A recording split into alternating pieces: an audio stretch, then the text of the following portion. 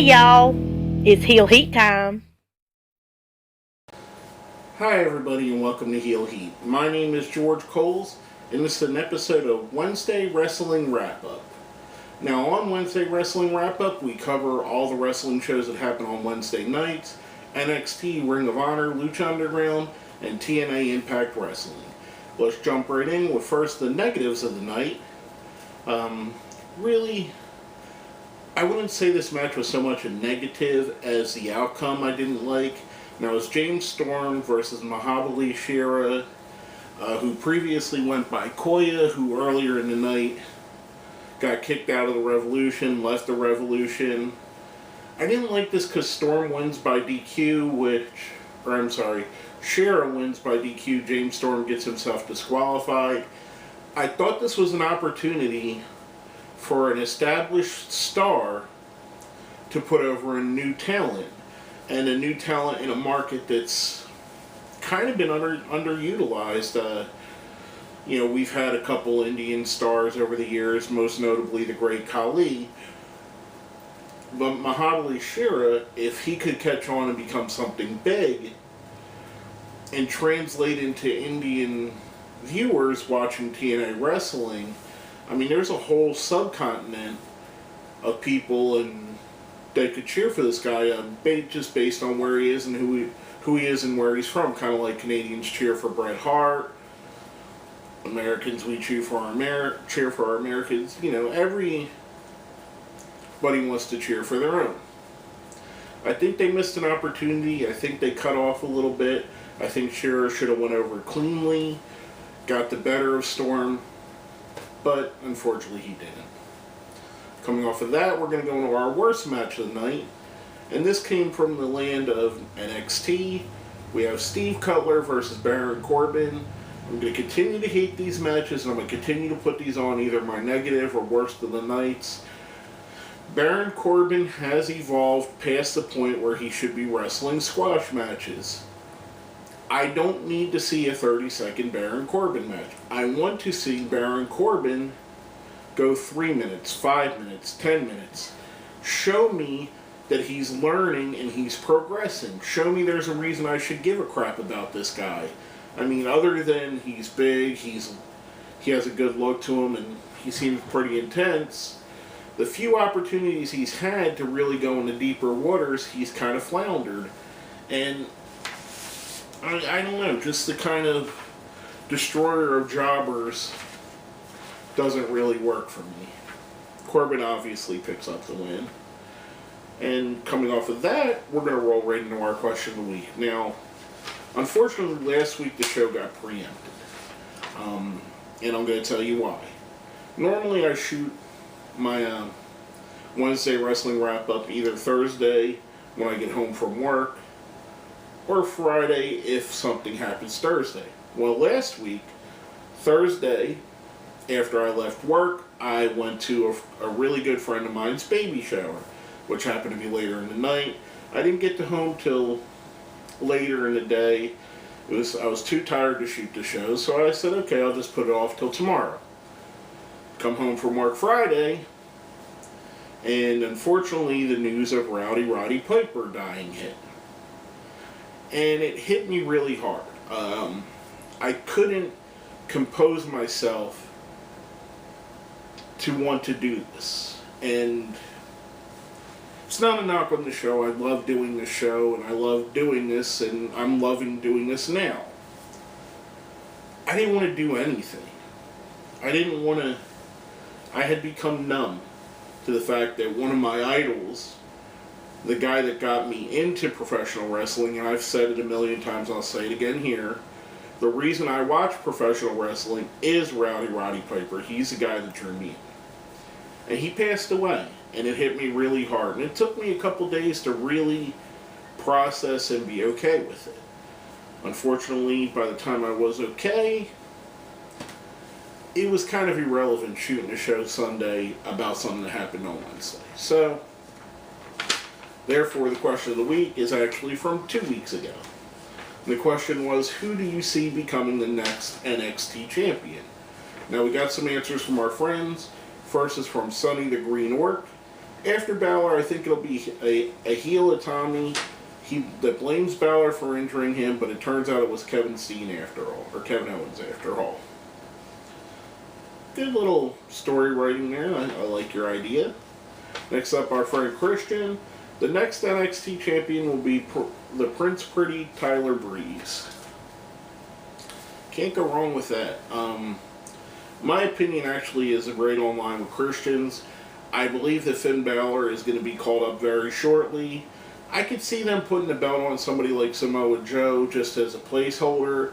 But I really think that as much as I think Tyler Breeze should have been called up a year ago, for whatever reason, I don't see them pulling the trigger on bringing him to the main roster yet. So why not give the guy the NXT Championship? Why not make him more important so when you do call him up, he's got that pedigree to go on. You know, the same championship that Seth Rollins won, that Kevin Owens won, that Finn Balor won, that Sami Zayn won.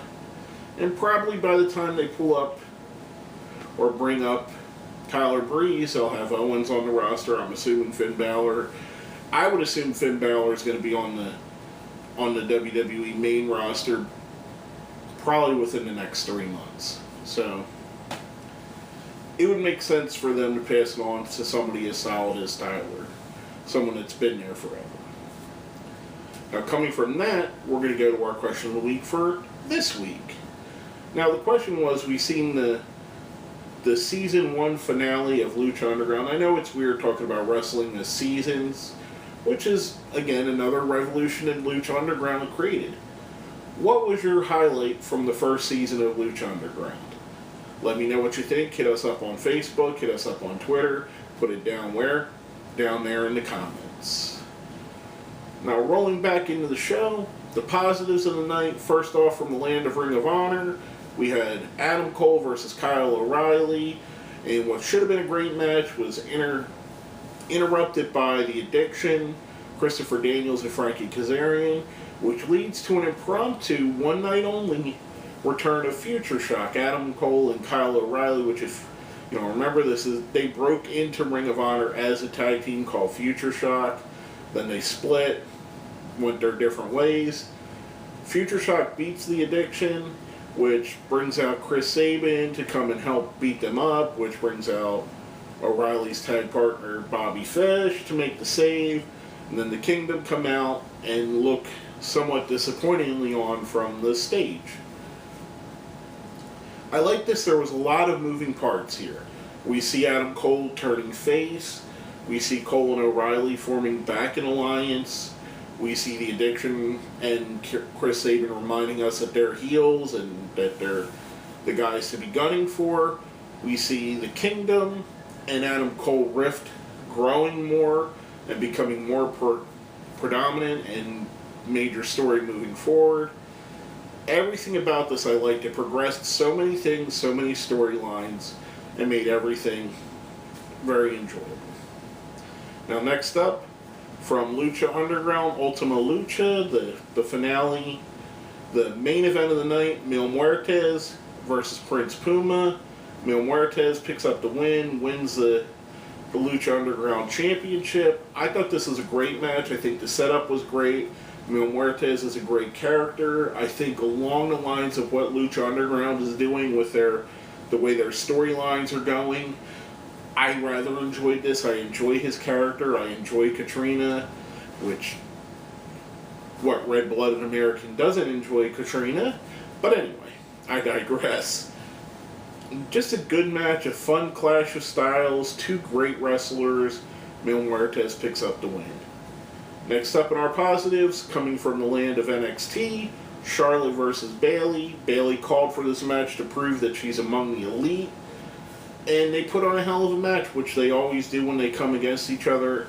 Bayley picks up the win with the top rope or second rope Bayley to belly or belly to Bayley suplex, whatever they call her, belly to belly. I thought this is awesome. I am a very big Bayley fan, and I think that it's about time that she gets a chance to run with the championship. I know at the NXT Brooklyn, she's going to be wrestling against Sasha Banks. I assume that she's going to take the title, and that there's no one more deserving on the NXT roster than Bayley. She's been chomping at it and just barely out of the title picture for the last 2 years. So, very interesting, and I'm very happy. Like I said, I'm a big fan of her.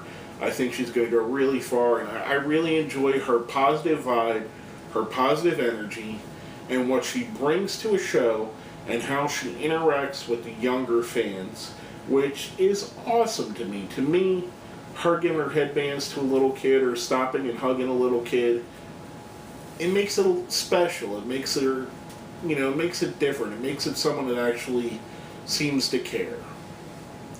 Now, coming from that, we're going to go to the promo of the night, and this is someone on the total opposite end of the spectrum. The sit-down interview with Kevin Owens and Michael Cole. Owens goes in as his normal, crotchety, kind of standoffish self. Cuts and me. They have a great interview, great interaction between the two. Michael Cole feeds him in the directions that give him the opportunity to look angry, to be despondent, to be mad, to have quite an acrimonious interview, and I thought this was very well done. These Michael Cole interviews, sit-down interviews, harken back to the days of when Jim Ross would do the same thing and would help get a new talent over. To me, this is what it was here. Kevin Owens is furthering his character, cementing who he is and what he stands for, and giving us a reason and giving us questions as to, can the main event be something fair. So he suggests a ladder match, which later on Finn Balor agrees to in the night. I thought it was great. I thought it was a great setup. I think these two together have a good chemistry and made for a good interview. Now, coming from that, we're going to roll into our match of the night. Coming from Lucha Underground's Ultima Lucha, Pentagon Jr. versus Vampiro. This was bloody. This was violent. This was hard-hitting. This is what a feud ender should be. It was a match where the hatred came through, the violence ramped up. You seen two guys that were absolutely out there to kill each other. Vampiro trying to disrespect Pentagon by ripping his mask apart. Pentagon doing everything he can to destroy Vampiro and end his career. At the end, Pentagon picks up the win. Afterwards, we see Vampiro tell him to break his arm, which is a little bit confusing, but it is the norm for Pentagon Jr. after the match to break the opponent's arm. Goes over and he does it. Then he calls out to his master, who he's been talking about all season, I guess you could say, which no one has seen. And this is really where the storytelling went over and got me, totally blew me away here. He calls for his master. We find out that his master is actually Vampiro. It's so simple and so obvious now that you look at it going backwards. But at the time, it shocked me. I was surprised. I did not expect that. And that's the beautiful thing of what this story did. It was so obvious and so right there in our face. They talked about Vampiro being what Pentagon is now, what Vampiro used to be. However, I never put the two together until that moment. And it was really special that they could bring me in. And in a world where most professional wrestling, I can watch and I could say this is going this way or this is going to go that way or this angle is going to lead to this. This was something that totally surprised me, totally shocked me, and I might be the only one. I might be the only one that didn't expect it, but it came out and it made every piece of sense. And I thought it was just great. Now, coming from that, we're going to roll right into our show of the night. We've talked about it a lot in all of our positives. Lucha Underground, Ultima Lucha. If this is the last show of the season, or maybe, as rumored, could even be the last show of Lucha Underground, they went out with a bang. They gave us high-quality matches. They gave us high-quality storylines. They gave us good ends to a feud. They gave us a montage at the end that showed some of our favorite characters and what they're going to be going towards for next season. I thought it was fun. I thought it was a good wrestling show. lots of intensity, there were scientific matches, there were violent brawls. I just enjoyed it thoroughly. I thought Lucha Underground blew away everything on the night. On a night where NXT put on a good show, TNA put on a decent show, and Ring of Honor put on a good show, Lucha Underground stood up above stood up above all the rest, and was the show of the night, in my opinion. But basically, that's all I have to say on that. My name is George Coles, and this has been a Wednesday Wrestling Wrap-Up.